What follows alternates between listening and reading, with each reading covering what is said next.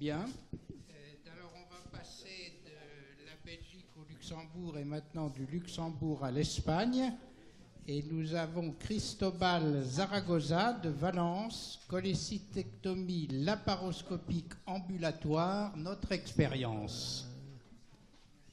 Monsieur Zaragoza.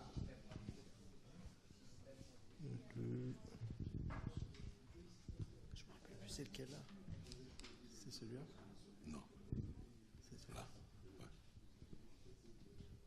Ouais.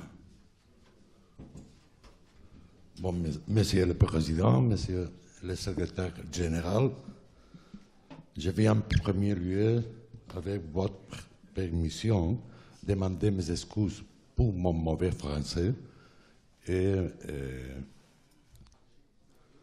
Bon, vous connaissez qu'en les derniers 25 ans, le développement de la chirurgie laparoscopie et de la chirurgie ambulatoire, c'est parallèle, basé aux désavantages que vous connaissez bien, et aussi avec le système ambulatoire, que c'est un système plus efficient parce qu'il y a la possibilité d'obtenir les mêmes résultats au mieux avec un indice de satisfaction élevé du patient, un système moins cher et qui stimule le travail en équipe, que c'est très important à notre hôpital. Malgré les deux évolutions parallèles, il y avait des rencontres seulement occasionnelles entre les deux. Le premier travail que nous connaissons de la chirurgie laparoscopie ambulatoire, c'est l'étude fait pour Reddick et Olsen, avec un indice d'ambulatorisation de 45%.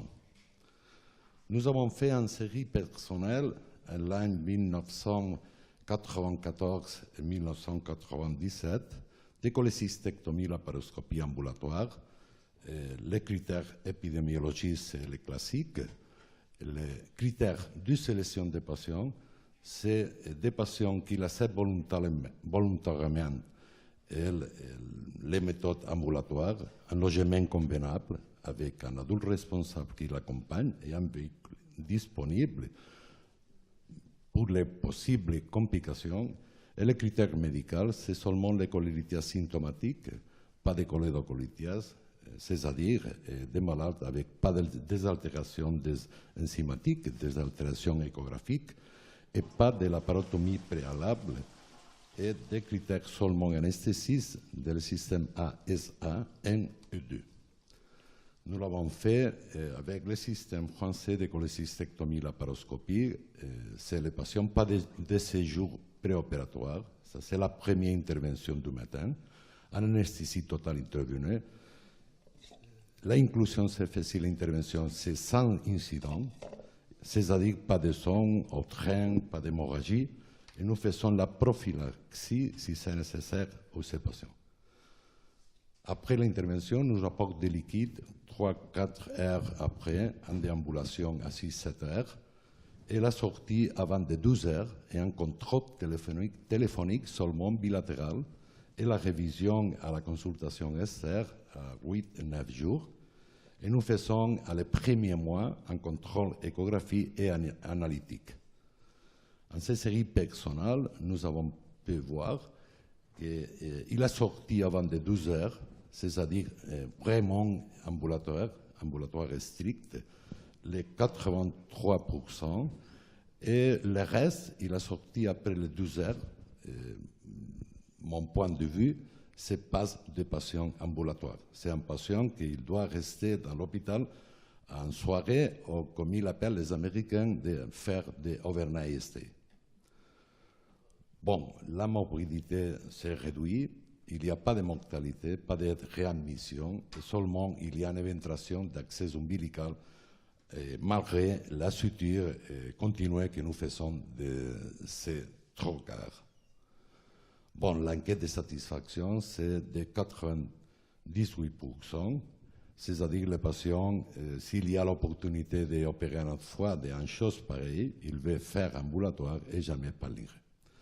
J'ai l'opportunité d'être chef de service dans notre hôpital et quand j'arrive, je le dis à tous les collègues, bon, il faut faire la chirurgie ambulatoire avec la cholécystectomie laparoscopie. Mais la réponse est, bon, monsieur, nous avons de peur de l'apparition de grandes complications post-opératoires et à foyer du patient. Il n'y a pas de contrôle, ce n'est pas possible de faire. Je dis, bon, il y a un système extra-hospitalier pour faire la guérison, et il n'y a pas de problème, mais les patients aussi, ils veulent rester, il y a un absence de confiance, ils veulent rester un jour au moins à l'hôpital. Bon, je vais faire et je l'explique, bon, il faut faire comme vous voulez, mais seulement il faut choisir deux choses. Nous le faisons ambulatoire, c'est-à-dire le même jour qu'il vient le patient pour opérer. Nous faisons un séjour à l'hôpitalisation, à l'hôpital, de moins de 24 heures. Et il faut amplier les indications pour faire la cholécystectomie laparoscopique. C'est-à-dire qu'il faut avoir des critères de chirurgie ambulatoire. Les patients, vous pouvez prendre tous les malades, n'importe quoi l'âge qu'il a. Il faut mettre ensemble les cholélytias symptomatiques ASA1, 2 et 3 bien compensés. Il faut mettre aussi les patients avec antécédent laparotomie en intervention chirurgicale de l'abdomen inférieur et avec cholédocolithiase réglée par RCP. Bon, dans ces dates, nous avons l'opportunité d'opérer 674 malades. Les critères épidémiologiques, c'est les classiques. La clinique du patient, c'est du colique biliaire. Le signe échographique principal, c'est la cholélytiase. Et nous avons fait 27 cholangiorésonances parce qu'il y a 22 malades avec un antécédent de jaunisse et 5 malades avec une suspicion de cholédocolithiase. Nous avons dépisté 6 cholédocolithiases qu'il y a en résolution avec un CPRE, préopératoire. Et le reste de la cholangiorésonance, c'est normal. Bon, les patients, la majorité, ils sont ASA1 et 2, avec un antécédent chirurgical abdominal de 32% et le compartiment supramésocolique 41, c'est-à-dire 6,08. Bon, ça, c'est le service de chirurgie ambulatoire de l'hôpital général universitaire de Valence. Ça, c'est la salle de préparation anesthésique.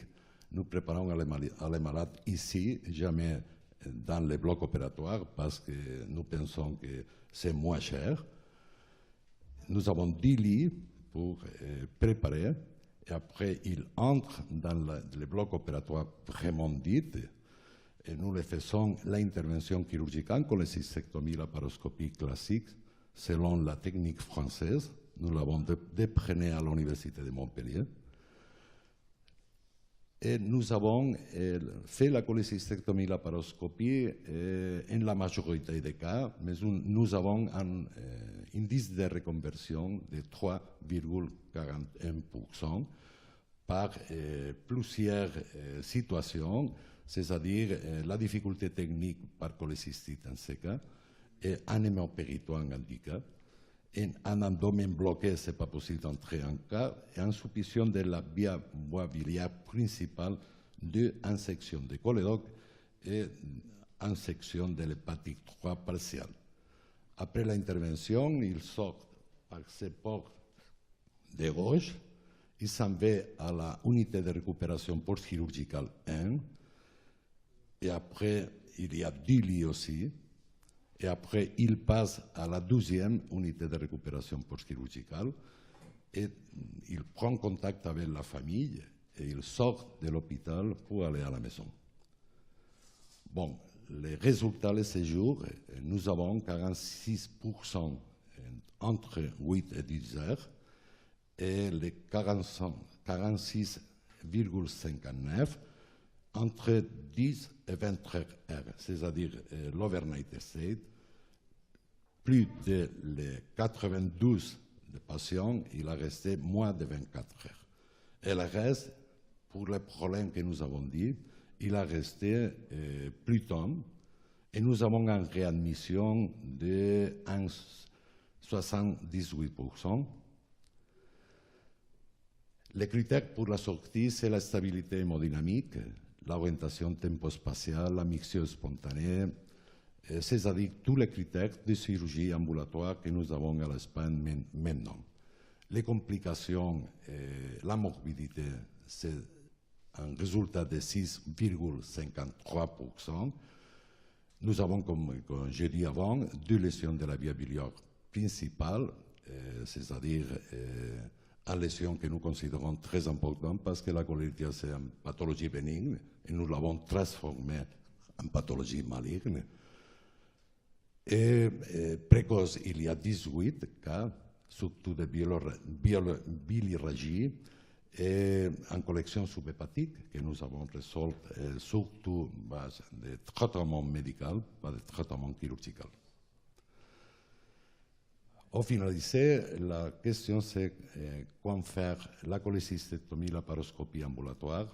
Pour nous, après les 2 expériences, nous pensons qu'il faut faire à les patients qu'il y a une complémentation de tous les critères de la chirurgie ambulatoire, un âge inférieur à 65 ans, un critère anesthésie SA1 et 2, seulement la cholelithiase symptomatique et les polypes, pas de cholédocolithiase, les patients, pas de dilatation du cholédoque parce qu'il y a la possibilité d'un cholédocolithiase, pas des antécédents enzymatiques et de cholécystite et pancréatite aiguë, pas de chirurgie de mi-abdomen supérieur parce que nous avons un séjour plus longueur, pas de coexistence d'une autre pathologie pour opérer à le même thème opératoire que la cholécystectomie et la possibilité de suivre les patients à leur domicile au moins 24 et 48 heures.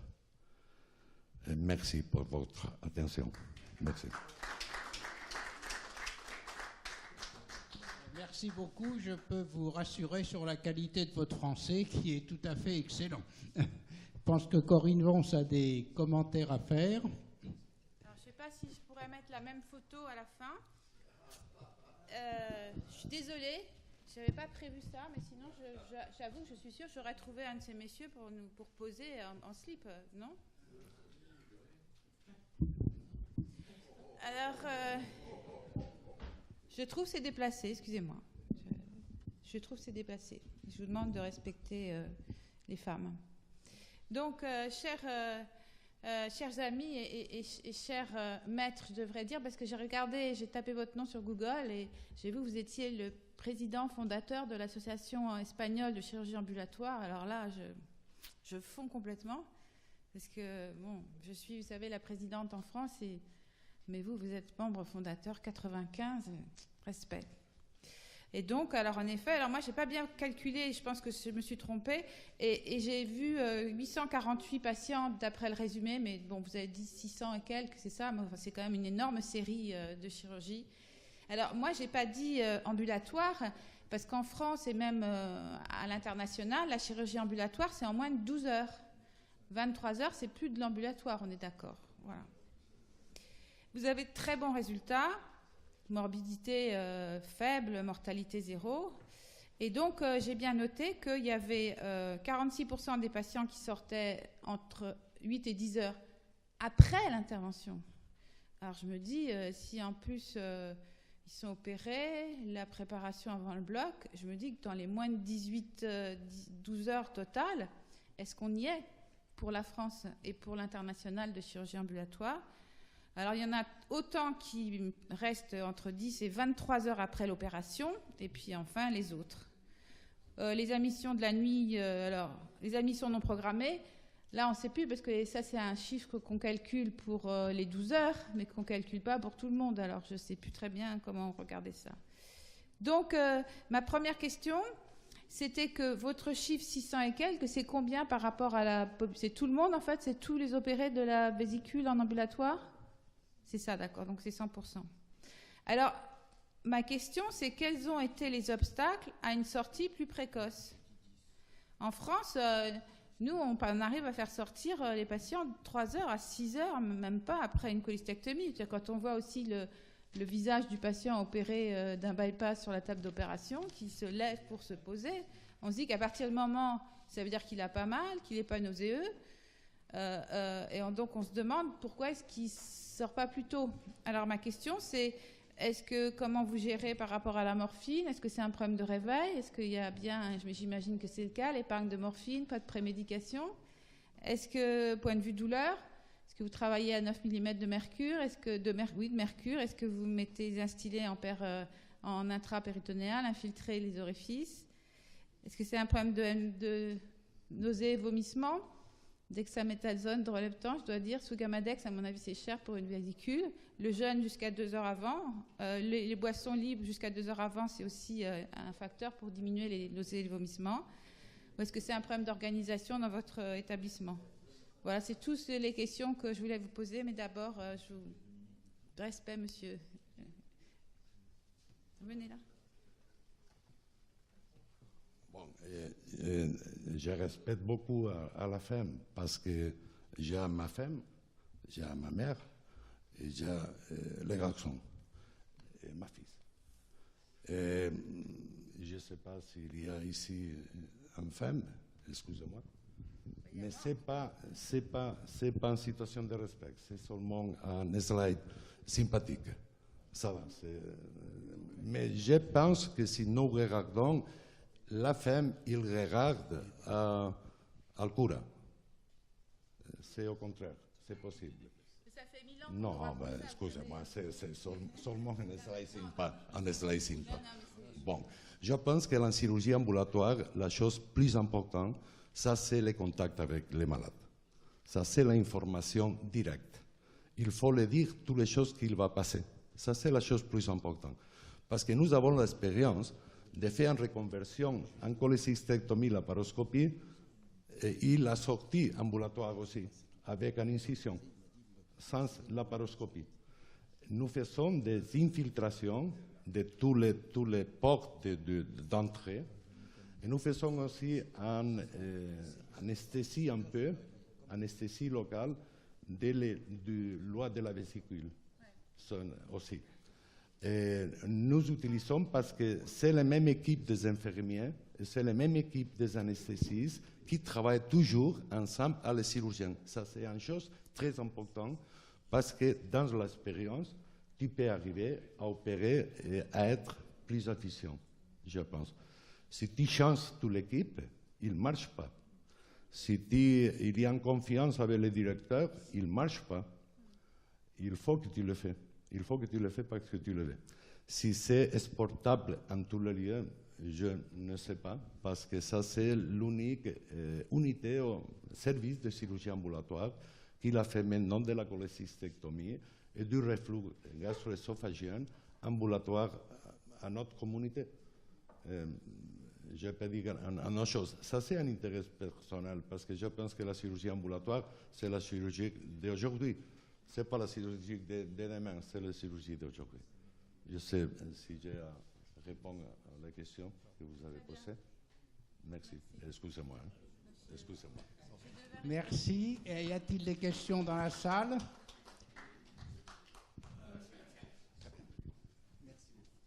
Merci beaucoup. Et